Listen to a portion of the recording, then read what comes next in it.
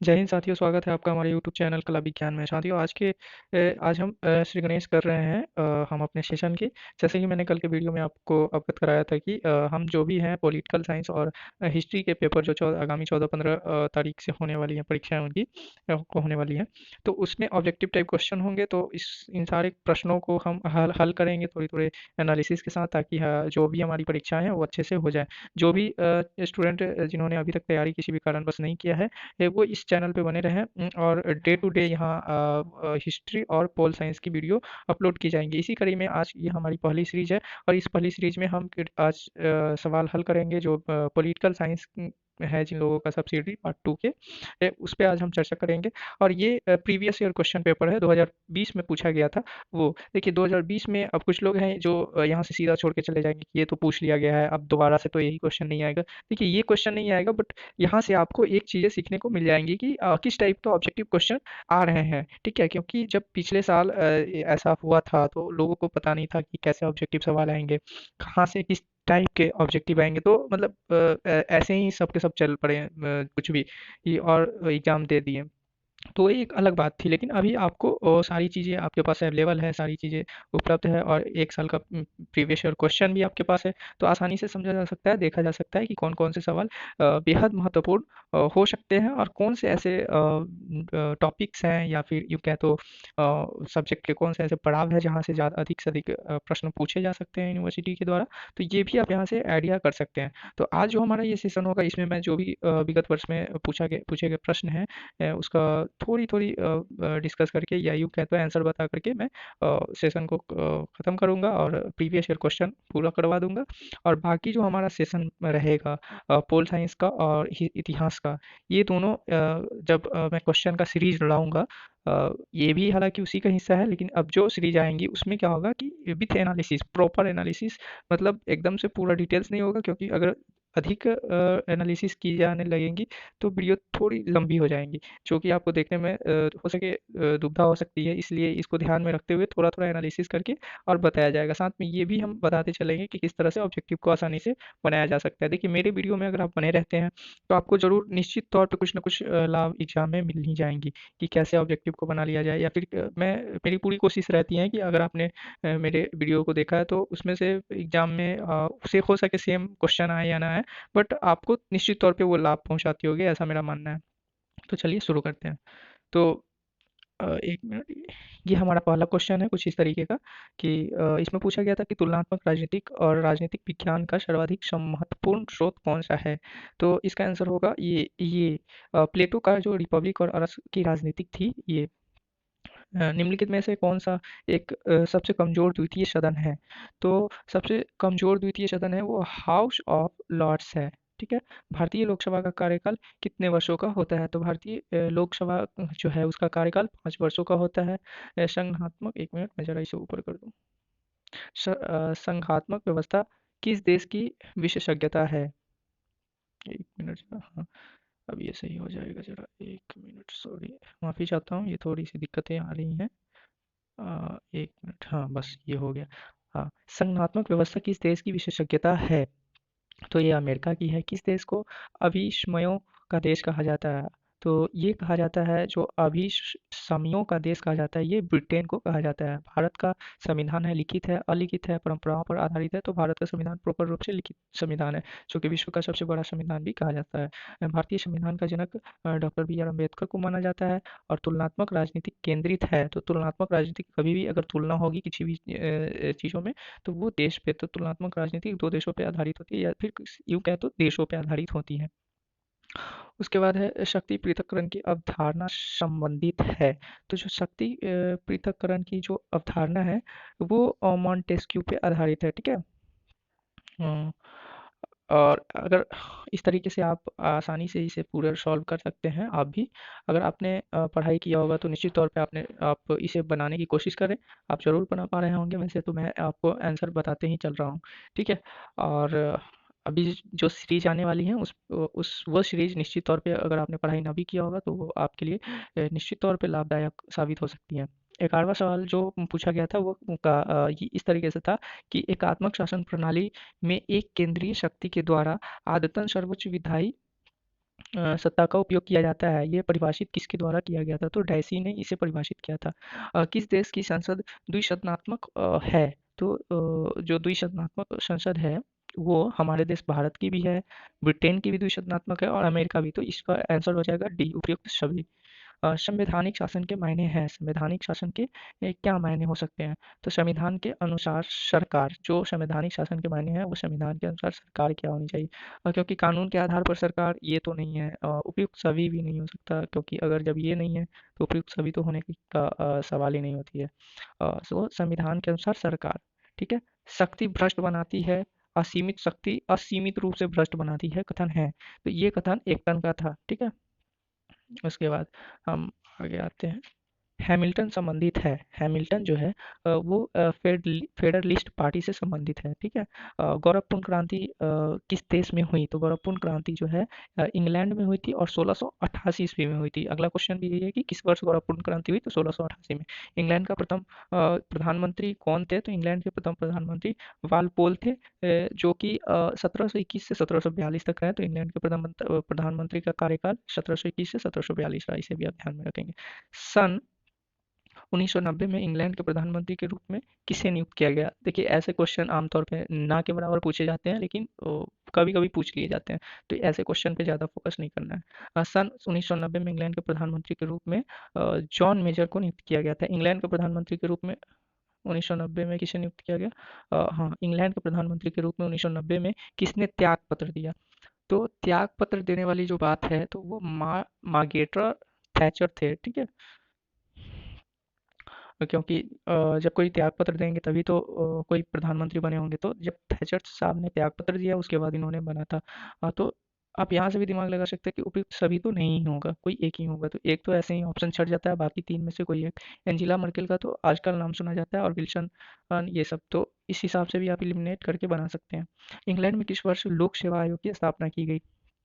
तो जो लोक सेवा आयोग होती है उसकी स्थापना इंग्लैंड में 1855 ईस्वी में की गई थी। इंग्लैंड के लोक सेवा आयोग में कितने सदस्य हैं? तो इंग्लैंड के लोक सेवा आयोग में 8 सदस्य हैं। किसने कहा? ये जो कथन दिया गया ये किसने कहा कि लॉर्ड्स सभा का एक अप्रातिनिधिक अनुत्तरदायी एवं अनुपस्थितिक संस्था है। तो ये कथन लॉर्ड सभा, ये आप एक बार देख लें ज़रा, मैं इसमें कंफर्म नहीं हो पा रहा हूँ क्योंकि ये वालपोल, चर्चिल और जॉन मेजर थे, तो मैं कंफर्म नहीं हो पा रहा हूँ, बट डी तो नहीं होगा। चलिए अगले क्वेश्चन पे आते हैं। इंग्लैंड में अध्यक्ष की प्रथा आरंभ हुई तो 1396 में जो है ऑप्शन नंबर डी, इंग्लैंड में अध्यक्ष की प्रथा प्रारंभ हुई। ब्रिटेन की सोशल डेमोक्रेटिक पार्टी का गठन 1981 में किया गया था। ब्रिटेन में सोशल डेमोक्रेटिक पार्टी का गठन 1981 में किया गया था।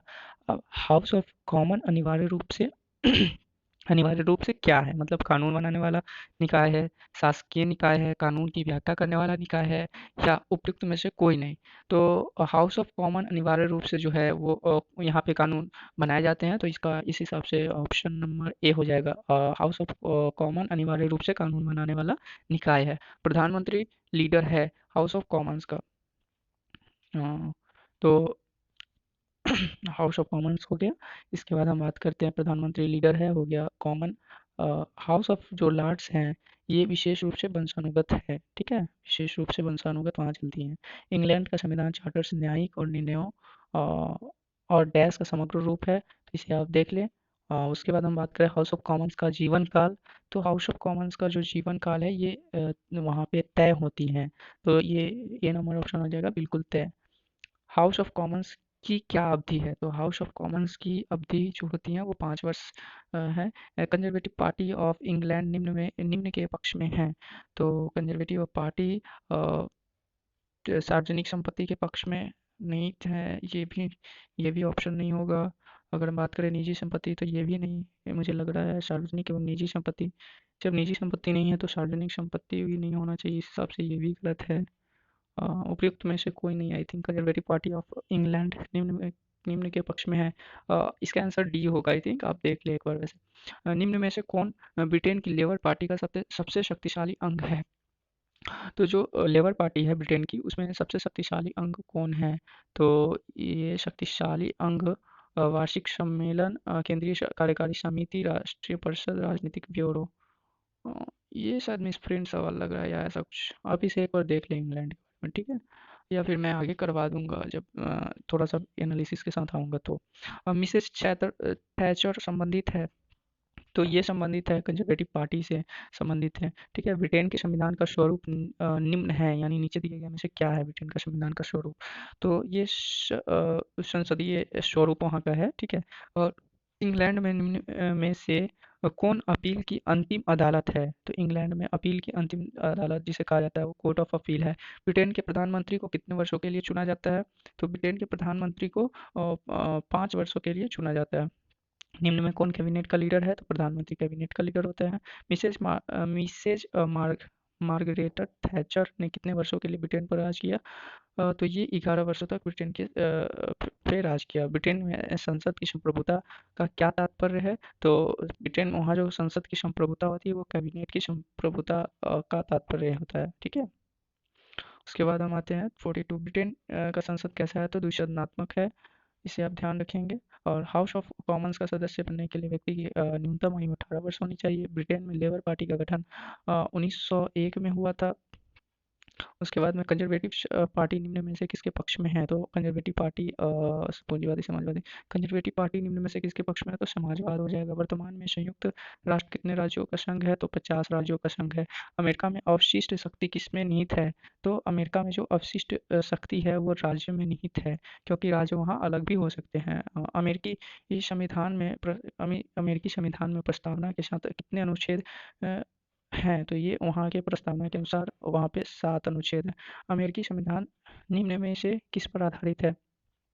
शक्तियों के पृथक्करण का सिद्धांत वहाँ पे आधारित है। देखिए ये सब दिखाने का मेरा मकसद बस इतना ही है कि आप देखिए यहाँ पे कहाँ-कहाँ से सवाल अधिक आ रहे हैं। तो आप देख पा रहे होंगे कि यूके, यूएसए और अपने भारतीय संविधान से सवाल अधिक पूछे जा रहे हैं। UK, United kingdom, USA, United States of America और अपना इंडिया प्यारा सा भारत। तो यहाँ से सवाल पूछे जा रहे हैं। अब आते हैं हम अगले सवाल पे कि किस वर्ष के किस वर्ष के मूल संविधान द्वारा यूएसए के सुप्रीम कोर्ट की स्थापना हुई? तो 1789 के मूल संविधान द्वारा यूएसए के सुप्रीम कोर्ट की स्थापना हुई। यूएसए संविधान के 26वें संशोधन ने मतदान की उम्र 21 से घटाकर क्या कर दी? 21 से घटाकर 18 वर्ष की मतदान आयु कर दी गई 26वें संशोधन में यूएसए के संविधान में, ठीक है? यूएसए का संविधान कब प्रभाव में आया? तो यूएसए का जो संविधान है वो 17 सितंबर 1787 को प्रभाव में आया। यूएसए में राज्य के प्रधान कौन है? तो यूएसए में जो राज्य के प्रधान होते हैं वो राज्य के प्रधान तो राज्य के प्रधान राष्ट्रपति तो पूरे देश के नेतृत्व करते हैं। प्रधानमंत्री वहाँ तो होता नहीं। सुप्रीम कोर्ट के मुख्य न्यायाधीश हो नहीं सकता है, तो उपयुक्त में से कोई नहीं। आई थिंक लग रहा है उपयुक्त में से कोई नहीं होगा इसमें से। अमेरिकी जनरली ऐसे सवाल नहीं पूछे जाते हैं उपयुक्त में से कोई नहीं, लेकिन बट पूछ लिया गया वो अलग बात है। अमेरिकी राष्ट्रपति का चुनाव कितने वर्षों के लिए होता है? तो 4 वर्षों के लिए होता है। यूएसए में कार्यकारी शक्ति किसमें निहित है? तो यूएसए में जो कार्यकारी शक्ति है वो कार्यकारी शक्ति, देखिए ये सवाल बिल्कुल एक जैसा है दोनों। मैं आपको दिखा दूं, ये देखिए यूएसए में राज्य का प्रधान कौन है और यूएसए में कार्यकारी शक्ति किसके पास है? कार्यकारी शक्ति अ, राष्ट्रपति के पास भी कुछ शक्तियां होती हैं, सुप्रीम कोर्ट के पास भी अपनी शक्तियां हैं, कांग्रेस ये तो पार्टी के बारे में बताया गया है और कोई नहीं। ये एक अलग टाइप का है, इसे आप छोड़ ही दें। अमेरिका के नवनिर्वाचित राष्ट्रपति किस दिन शपथ लेते हैं? तो वहाँ के जो नवनिर्वाचित राष्ट्रपति होते हैं वो 20 जनवरी को शपथ लेते हैं। यूएस सीनेट में कितने सदस्य होते हैं? तो 100 सदस्य होते हैं। यूएस कांग्रेस को साल में कितने बार मिलना अनिवार्य होता है? तो साल में कम से कम वर्ष में 1 बार मिलना उनको अनिवार्य ही होता है। यूएसए में सीनेटर का निर्वाचन निर्वाचन कितनी अवधि के लिए होता है? तो अवधि की बात करें तो 6 वर्ष हो जाएगा। और सीनेट की निम्न आयु क्या है? सीनेट सीनेट की निम्न आयु 30 वर्ष है, इसे आप ध्यान रखेंगे। सीनेट माफ़ कीजिएगा, सीनेटर, मैं सीनेट सीनेट कह रहा था, सीनेटर होता है। देखिए जब मैं सीरीज लाऊंगा इसका तो उसमें मैं आपको सारी चीज़ें बताऊंगा कि सीनेटर क्या होता है, हाउस ऑफ रिप्रेजेंटेटिव क्या है, या जो कॉमन हाउस आपने अभी थोड़ी देर पहले देखा वो क्या है, राष्ट्रपति मतलब क्या होती हैं उनकी शक्तियाँ। इन सब छोटी छोटी चीज़ों को भी मैं उसमें देखता चलूंगा और बताता चलूंगा। अगला क्वेश्चन है हमारा कि राष्ट्रपति को महाभियोग के संदर्भ में कितनी सीनेट में कितना बहुमत जरूरी है? तो ये 2/3 वोट की आवश्यकता पड़ती है, ठीक है? ये वैसे में मनी भी निम्न किस हाउस में प्रस्तावित किया जाता है? तो money bill house of representative में प्रस्तावित किया जाता है। डोनाल्ड ट्रंप ये तो किस देश के राष्ट्रपति थे? तो यूएसए के, यूनाइटेड स्टेट्स ऑफ अमेरिका, जिसे हम अमेरिका कहते हैं, उसके राष्ट्रपति थे। यूएसए में रिपब्लिकन पार्टी का गठन किसने किया था? तो यूएसए में जो रिपब्लिकन पार्टी थी उसका गठन हॉरेस ग्रील और भी कुछ लोग थे, वो सब मिल के किए थे। 3 लोगों ने किया था आई थिंक। लेकिन इसमें जॉर्ज वाशिंगटन ने तो नहीं किया था, आर्थर में भी नहीं, अलेक्जेंडर हैमिल्टन ने भी नहीं किया था। तो इसका आंसर उपयुक्त में से कोई नहीं होगा। हॉरेस हॉरेस करके थे, हॉरेस अ, ग्रील, हॉरेस ग्रील, और और भी दो लोग थे, और मुझे नाम अभी ध्यान नहीं आ रहा। और इन तीनों ने मिलके किया था। तो इसका आंसर उपयुक्त में से कोई नहीं होगा। राष्ट्रपति कैनेडी का महाभियोग हुआ था, हत्या हुई थी, फांसी हुई थी, और उपयुक्त में से कुछ नहीं हुआ था। तो हत्या, राष्ट्रपति कैनेडी का की हत्या हुई थी। अमेरिका में राज्य अध्यक्ष कौन होते हैं? तो वहाँ के राष्ट्रपति वहाँ के राज्य अध्यक्ष होते हैं, राज्य अध्यक्ष यानी राजा। इंग्लैंड में सरकार के प्रमुख कौन होते हैं? तो इंग्लैंड में जो सरकार का प्रमुख माना जाता है वो अ, इंग्लैंड में सरकार का प्रमुख राजा, रानी, प्रधानमंत्री। इंग्लैंड में प्रधानमंत्री होता है। तो इंग्लैंड में जो सरकार के प्रमुख होंगे वो नेतृत्वकर्ता प्रधानमंत्री ही होते हैं। तो प्रधानमंत्री इसका आंसर हो जाएगा। 1 मिनट में इसे हटा दो। प्रधानमंत्री। और किस देश में संसद संसद संप्रभु है? तो संसद संप्रभु है तो ये इंग्लैंड में है। किस देश में न्यायपालिका सर्वोच्च है? न्यायपालिका सर्वोच्च पे रखा गया अमेरिका में। किस देश में अभी भी राजतंत्र है? तो राजतंत्र तो की अगर बात करें अ, तो राजतंत्र राजतंत्र भारत में तो नहीं है, फ्रांस में नहीं, इंग्लैंड में भी नहीं, अमेरिका, हाँ अमेरिका हो सकता है। अमेरिका में राजतंत्र है, अभी भी है। कौन सा देश अभी भी गणतंत्र नहीं है? तो भारत तो पूर्ण रूप से गणतंत्र है। उसके बाद फ्रांस भी है, अमेरिका भी है, और इंग्लैंड अभी भी गणतंत्र नहीं है। तो इसका आंसर इंग्लैंड हो जाएगा। ठीक है। किस देश में संसदीय लोकतंत्र कार्यरत है? संसदीय लोकतंत्र किस देश में कार्यरत है? तो 72 नंबर जो क्वेश्चन पूछा गया, तो इसका आंसर हो जाएगा स्विट्जरलैंड। उसके बाद हम 73, आपातकाल का प्रावधान भारत में कहाँ से लिया गया? भारत के संविधान में जो आपातकाल का प्रावधान लिया गया था वो जर्मनी से लिया गया था। तो ऑप्शन नंबर डी इसका आंसर हो जाएगा। उसके बाद हम बात करें भारतीय संविधान के किस भाग में मौलिक अधिकार का प्रावधान किया गया है? तो भारतीय संविधान का जो भाग 3 है उसमें मौलिक अधिकार का प्रावधान किया गया है। किसने कहा? अमेरिका का राष्ट्रपति संसार में सबसे महाशासक हो गया है। ये डाइसी मुनरो लॉस की और ये जो स्टेटमेंट था ये आप एक बार देख लें। ठीक है। अमेरिका में कितने राज्य हैं? तो अमेरिका में 50 राज्य हैं। किसने सबसे पहली बार राजनीतिक संस्कृति शब्द का प्रयोग किया? तो सिडनी बर्वा ने प्रयोग किया था। किस देश में एक दलीय व्यवस्था प्रचलित है? एक दलीय व्यवस्था चीन में है। The state and the revolution नामक पुस्तक के लेखक तो लेनिन है। तो इसका आंसर लेनिन हो जाएगा। उसके बाद अगला हमारा क्वेश्चन है, इनमें से कौन सा देश संयुक्त राष्ट्र सुरक्षा परिषद का अस्थायी सदस्य नहीं है? तो अस्थायी सदस्य नहीं है, तो भारत तो इसका अस्थायी सदस्य नहीं है। तो भारत इसका आंसर हो जाएगा। इनमें से कौन सी एक शक्ति भारत के राष्ट्रपति को प्राप्त नहीं है?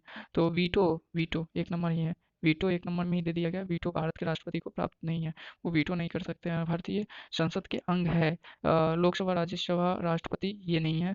लोकसभा और राज्यसभा होगा। जो भारतीय संसद के अंग है वो लोकसभा और राज्यसभा है। निम्न में से कौन से देश का संविधान सर्वाधिक लचीला है? तो सर्वाधिक लचीला इंग्लैंड की है, वहाँ मौखिक संविधान है। भारत अनुच्छेद 1 के अनुसार है। भारत जो है अनुच्छेद, जो भारतीय संविधान के अनुच्छेद 1 के अनुसार भारत क्या है? एक एकात्मक राज्य है, या परिसंघ है, या संघ है, या लोकतांत्रिक गणराज्य है?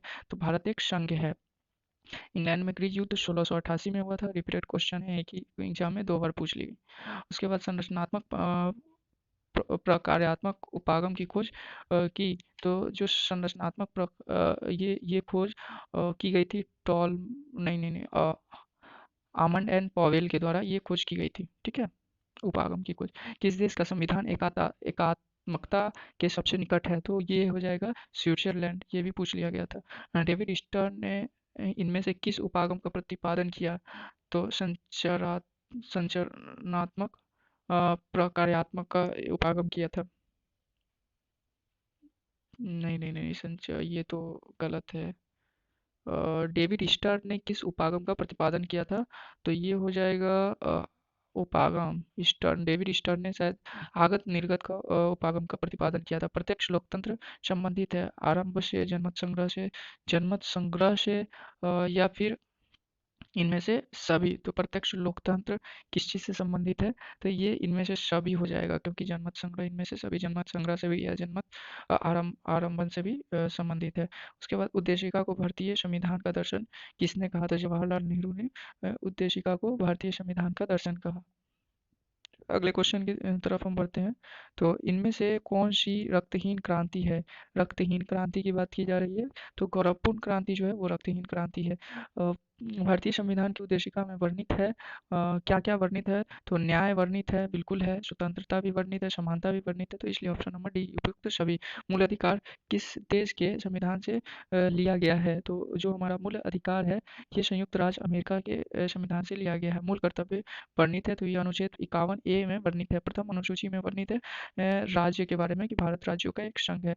राज्य में आपातकाल से संबंधित अनुच्छेद है, जो आपातकालीन अनुच्छेद हम कह सकते हैं इसे 352 है। आपातकाल से संबंधित है। इंग्लैंड क्या है? इंग्लैंड है, क्या है इंग्लैंड? ऐसा सवाल पूछा जा रहा है, आप इसे इस तरीके से पढ़ सकते हैं। एक मिनट, इसे ऊपर कर दो। हाँ, इंग्लैंड है। इंग्लैंड राजतंत्र है, गणतंत्र है, संवैधानिक राजतंत्र है या लोकतंत्रात्मक राज्य? तो इंग्लैंड राजतंत्र है, लेकिन संवैधानिक राजतंत्र है, इसे आप ध्यान रखें, बहुत ही अच्छा फैक्ट है। उसके बाद भारतीय संविधान का उद्देश्य, भारतीय संविधान की उद्देशिका में समाजवादी, पंथ निरपेक्ष और अखंडता शब्द जोड़े गए हैं। ये भारतीय संविधान में कब जोड़ा गया, किस संविधान के संशोधन द्वारा? तो ये इसका आंसर हो जाएगा 42वां संविधान संशोधन के द्वारा जोड़ा गया। उसके बाद अगर हम अगले क्वेश्चन की बात करें, तो आगत निर्गत मॉडल के प्रतिपादक हैं, जो आगत निर्गत मॉडल के प्रतिपादक हैं, ये डेविड स्टर्न है। देखिए ये कुछ क्वेश्चन इसमें रिपीटेड पूछे गए थे, ये क्वेश्चन इधर भी पूछा गया था। आगत निर्गत डेविड स्टर्न इनमें से किस उपागम के प्रतिपादक है? तो आगत निर्गत। देख लिए, तो इसमें से 2-3 क्वेश्चन ऐसे हैं कि एक ही एग्जाम में एक ही क्वेश्चन को 2-3 बार पूछा गया है। तो इस तरीके से आप और भी आगत के तत्व हैं, इसे भी देख सकते हैं। तो इस प्रकार से आपका क्वेश्चन द एंड होता है। आपने सभी क्वेश्चन को देख लिया, ठीक है। ये प्रीवियस ईयर क्वेश्चन की समाप्ति हो रही है, और निश्चित तौर पर प्रीवियस ईयर क्वेश्चन से आपको फ़ायदा मिला होगा। यहाँ से आपको ये चीज़ें समझ में आ गई होंगी कि किस तरह के सवाल पूछे जाते हैं, कैसे सवाल होते हैं, कौन से पॉइंट से ज़्यादा सवाल आते हैं। तो आपने पाया होगा कि भारतीय संविधान, ठीक है, भारतीय संविधान। उसके बाद में हम बात करें तो यूके, यूनाइटेड किंगडम या इंग्लैंड, और USA United States of America, इन 3 जगह से सवाल बनते हैं। तो इन 3 जगहों को अच्छे से करना है हमें। तो कल से हमारी ये सीरीज आ जाएंगी कंटिन्यू। हालांकि ये प्रीवियस ईयर क्वेश्चन भी एक सीरीज का ही पार्ट है। तो वीडियो में बने रहने के लिए बहुत बहुत धन्यवाद। आपकी परीक्षा मंगलमय हो। और हाँ, कमेंट के माध्यम से अपनी राय हम तक जरूर पहुँचाएं, ताकि हम अपने वीडियोज़ में और भी सुधार करते रहें नियमित तौर पे, और आपके लिए अच्छे अच्छे कंटेंट, अच्छे से अच्छा कंटेंट लाएं, जो कि आपकी परीक्षा के लिए बेहद ही उपयोगी साबित हो। वीडियो में बने रहने के लिए बहुत बहुत धन्यवाद। जय हिंद।